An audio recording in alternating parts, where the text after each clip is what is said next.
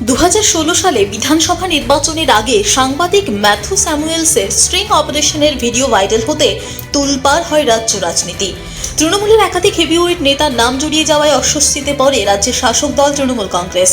সেই মামলায় হাজিরা দিতে মঙ্গলবার কলকাতার নগর দায়রা আদালতে আসেন কলকাতার বর্তমান ও প্রাক্তন মেয়র।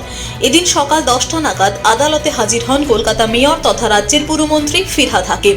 তারপরে কোর্টে হাজিরা দিতে আসেন রাজ্যের প্রাক্তন মন্ত্রী এবং প্রাক্তন কলকাতা মেয়র শোভনদেব চট্টোপাধ্যায়। শোভনের সাথে সঙ্গে ছিলেন বৈশাখী বন্দ্যোপাধ্যায়। তবে এদিন নারদা মামলায় অভিযুক্তরা কোর্টে হাজির হলেও শুনানি হয়নি বলে সূত্রের খবর। কলকাতা থেকে নিজস্ব প্রতিনিধির রিপোর্ট, টিভি নিউজ 10।